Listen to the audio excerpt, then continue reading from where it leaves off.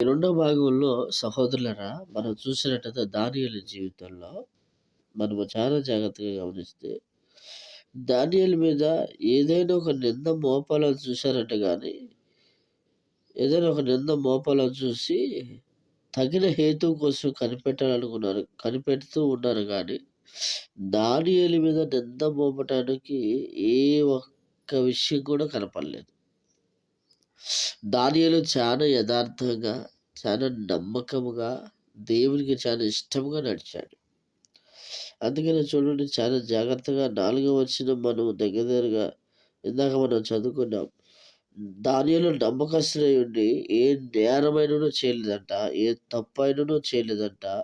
చూడండి, మనం చూసినట్టయితే ఆహ్, ఏ లోపమైనను కనుగొనలేకపోయారంట. చూడండి, ఇక్కడ నమ్మకస్తుడై ఉన్నాడని జెప్పాడు. తర్వాత నేరమైనను, తప్పైనను, లోపమైనను కనుగొనలేకపోయారంట. అసలు దానియేలు మీద ఒక నింద మోపటానికి ఎటువంటి అవకాశం దొరకలేదు. మరి ఈరోజు మనం నిశ్చయముగా సూటిగా నేను మిమ్మల్ని అడుగుతున్నాను. మనము నమ్మకస్తులుగా ఉన్నామా? ఏ విషయంలో మీరు నమ్మకస్తులుగా ఉన్నారు? బైబిల్ చదివే విషయంలో, సువార్త చెప్పే విషయంలో, ప్రార్థించే విషయంలో, పరిచర్య చేసే విషయంలో, దేవునికి ఇచ్చే విషయంలో, ఏమంటే పరిచర్యని ఆదుకొని బలంగా నిలబడే విషయంలో మీరు నమ్మకస్తులుగా ఉన్నారా? రెండో మాట చూడండి. నేరమైనను, ఏ నేరం చేయని వారుగా ఉన్నారా? నేరం అనేది చేయని వారుగా ఉన్నారా? చాలా మందికున్న అలవాటేందంటే, ఏమి తెలియకపోయినా గానీ మాకంతా తెలుసని మాట్లాడుతా ఉంటారు. అది భయంకరమైన లోపం. ఖచ్చితంగా రేపు దానికి గూడా లెక్క చెప్పాలి. అందుకని కుంటిలో సాక్షి లేని వాటిని పలకటం అది చాలా తప్పు. చాలా మంచిది గాదది. వ్యతిరేకమైనది. దేవుని వాక్యానికి విరోధమైనదది. చాలా జాగ్రత్తగా ఉండాలి. తర్వాత చూడండి. ఏ తప్పైనా, ఏ తప్పైనా, ఏ తప్పైనా దానియేలులో ఏ లోపమైనను కనుగొనలేకపోయారు. తప్పు. ఏది తప్పు? ఈరోజు తప్పు గురించి ఎవరు ఆలోచిస్తున్నారు? తప్పు గురించి ఎవరు పట్టించుకుంటున్నారు? ఏది చేస్తే తప్పు, ఏది చేయకపోతే తప్పు గాదు. ఏది చేస్తే తప్పు, ఏది చేస్తే మంచి ఎవరు ఆలోచిస్తున్నారు? దానియేలులో ఏ తప్పు కనపడలేదంట. వెతికినా కనపడలేదంట. వేచి చూశారు ఏదైనా ఒక విషయంలో దొరుకుతారేమని. దొరకలేదు. దానియేలులో ఏ లోపం దొరకలేదంట. ప్రతి వాళ్ళు ఒక లోపం ఉంటదని చెప్పి అంటూ ఉంటారు. దానియేలులో లోపం కూడా కనపడలేదంట. ఏ లోపం కనపడలేదంట దానియేలు. యథార్థంగా ఉన్నాడు దేవుడి కాడ. ఈరోజు మరి అదే యథార్థంగా మనం ఉన్నామా? అదే యథార్థత కలిగి మనం ఉన్నామా? అదే నమ్మకం కలిగి మనం ఉన్నామా? రేపు అడుగుతాడు ప్రభు. మనిషికి మనిషి ఎవరు నిన్ను అడగకపోవచ్చు కానీ రేపు ఖచ్చితంగా దేవుడు అడుగుతాడు. అడిగినప్పుడు సమాధానం చెప్పాలి. మనం ఉన్నామా? ఏ లోపం లేకుండా, ఏ తప్పు లేకుండా, ఏ నేరం లేకుండా మనం ఉన్నామా? ఉంటే నిన్ను మించిన ధన్యుడు రెండొకరు లేరు. ఉండాలని చెప్తుంది. నువ్వే నేరం చేయని వాడిగా ఉండాలి. ఏ తప్పు చేయని వాడిగా ఉండాలి. ఏ లోపం లేని వాడిగా నువ్వు ఉండాలి. మనలో ఈరోజు అనేకమైన లోపాలున్నాయి. అనేకమైన తప్పులున్నాయి. అనేకమైన నేరాలున్నాయి. వాటన్నిటిని ఒప్పుకోవాలి. వాటన్నిటిని ఒప్పుకొని విడిచిపెట్టాలి. అసలు వీళ్ళకి ఎందుకు ఇంత అసూయ వచ్చిందంటే, దానియేలు యూదుడు. ఒక బానిస మన మీద పెత్తనం చేయటమా? ఒక బానిస మన విషయంలో మనందరికంటే కూడా ప్రధానిగా ఉండటమా? లేదు. ఏదైనా ఒక నింద పడితే అతని జాబ్ తొలగిస్తారు. ఒక నింద మోపితే ఆ యొక్క ప్రధాని అనే జాబ్ నుంచి తనని పక్కకు తప్పిస్తారు. రాజు తొలగిస్తాడని చెప్పి ఏవండీ కుట్ర పన్నారు. ఈరోజు మంచి చేసేవాళ్ళేమో కానీ చెడు చేసేవాళ్ళు ఎక్కువయ్యారు. మంచిని ప్రకటించే వాళ్ళేమో గాని చెడుని ప్రకటించే వాళ్ళు ఎక్కువయ్యారు. మనిషిలో ఏ కాడికి చెడునే చూస్తున్నారు గానీ మంచి చూడట్లేదు. గర్దింపునే చూస్తున్నారు గానీ దాని వెనక ఉన్న బాధను చూడట్లేదు. ఎందుకు గర్దిస్తున్నాడు? ఎంత బాధ కలిగితే గర్దిస్తున్నాడు? లేదు తను చేసిన మంచి పనులు చాలా ఉన్నాయి. మంచి ఎందుకు చూడట్లేదు? చెడుని మాత్రమే ఎందుకు చూస్తున్నారు? అసలు తన గురించి మనకేం తెలియకపోయినా తెలుసని ఎందుకు చెప్తున్నారు? చాలా మందున్నారు ఇలాగ. ఏం తెలియకపోయినా మాకు తెలుసని చెప్తున్నారు.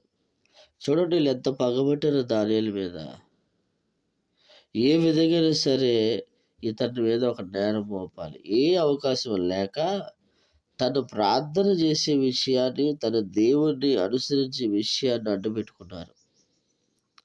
సందడిగా రాజు కాడికి కూడొచ్చారు. రాజా చిరకాలం జీవించుదుగాక. నిన్ను తప్ప 30 రోజులు మరి ఎవ్వరిని కూడా ఆరాధించడానికి వీల్లేదు. మనవి చేయడానికి వీల్లేదు. ఇక నీకే చెప్పాలి. ఇక్కడున్న ప్రజలందరూ ఎవరైనా సరే నీకే తెలియచేయాలి అని ఒక శాస్త్రాన్ని రాయాలని అందరూ సందడిగా కూడి వెళ్ళి ఒక శాస్త్రాన్ని రాయించి ఆ మరణ శాసనం పైన సంతకం పెట్టించారు రాజు చేత. సంతకం పెట్టించి ఈ సంగతి కూడా దానియేలుకి తెలియలేదు. తెలియలేకుండా చేశారు. తెలియకుండా చేసి సంతకం పెట్టించి 30 రోజులు ఏ దేవుడిని ఆరాధించడానికి వీల్లేదు. ఏ ఒక్కరు కూడా నీకు మాత్రమే చెప్పాలి. నీకు మాత్రమే మనవి చేయాలి. నిన్ను మాత్రమే ఆరాధించాలన్నట్టుగా ధర్మేష్ రాజుని దేవుడు చేశారు. 30 రోజులు. చూడండి. అయితే దానియేలు మాత్రం యథాప్రకారమే రోజు చేసే ప్రార్థన ప్రకారమే, ఆ టైం ప్రకారమే ముమ్మారు ప్రార్థన చేయడం ఆపలేదు. దానియేలుని పట్టుకున్నారు. తీసుకెళ్లారు. సింహాల బోనులో వేశారు. ఏమండి? కానీ దానియేలు ఆరాధించే దేవుడు రోషం కలిగిన దేవుడు కదా, బలమైన దేవుడు కదా, నమ్మకమైన దేవుడు కదా. ఎందుకు ఒప్పుకుంటాడు దేవుడు? ఒప్పుకోడు. వెంటనే దానియేలు మొరపెట్టగా సింహాల నోరు ఒక దేవదూతను పంపించి ఆ సింహాల నోరు మూసేశాడు. సింహాల నోర్లు మూయబడ్డాయి. దానియేలు దేవుడు స్తుతిస్తున్నాడు, ప్రార్థన చేస్తున్నాడు. నిశ్చయముగా సింహాలు ఏ హాని కూడా దానియేలుకి చేయలేకపోయాయి. సింహాల నోర్లు మూసేస్తాడు దేవుడు. దేవుని స్తోత్రం. అయితే చూడండి, నిశ్చయముగా దానియేలు తప్పించబడటానికి మరొక విషయం కూడా ఉంది. దేవుని దృష్టికి అతడు నిశ్చయముగా నీతిమంతుడిగా కనిపించాడు కనుక, ఏ పాపము లేని వ్యక్తిగా కనిపించాడు కనుక, దేవుని దృష్టికి నిర్దోషిగా కనిపించాడు కనుక, అందుకనే దానియేలు విడిపించబడ్డాడు. మరి ఈరోజు మనం అందరం కూడా నిర్దోషులుగా ఉండాలని వాక్యం చెప్తుంది. నిర్దోషులుగా ఉండాలి. మరి ఏ దోషమైనను, ఏ పాపమైనను, ఏ అపవిత్రత అయినను మనలో ఉండకూడదు. నిర్దోషులుగా ఉంటే రేపు నరకం నుండి విడిపించబడతాం. పాతాళం నుంచి విడిపించబడతాం. ఆ పాతాళ బాధ, ఆ నరక వేదన నుండి మనమందరం విడిపించబడతాం. నిర్దోషులుగా ఉంటే, నీతివంతులుగా ఉంటే, యథార్థవంతులుగా ఉంటే విడిపించబడతాం. లేకపోతే తప్పదు నరకం.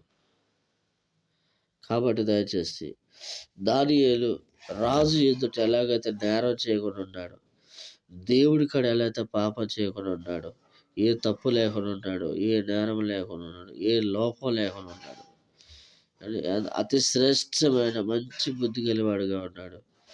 మనం కూడా అతి శ్రేష్టమైన మంచి బుద్ధి గలవారుగా వెళ్దాం. ఉండటానికి మనల్ని మనం సరి చేసుకొని ఉండాలి. ఎందుకంటే దేవుని రాకడ సమీపంలో ఉంది. మనం అందరం కూడా అలా నడుచుకుంటూ ముందుకు కొనసాగుదాం. దయచేసి దేవునికి నమ్మకంగా ఉండి దేవుడిచ్చిన దేవుని పొందుకోండి. మీరందరూ బాగుండాలని నేను మీకోసం ప్రార్థన చేస్తున్నాను. నా కోసం కూడా మీరు ప్రార్థన చేయండి. ప్రభు మిమ్మల్ని దీవించి ఆశీర్వదించును గాక.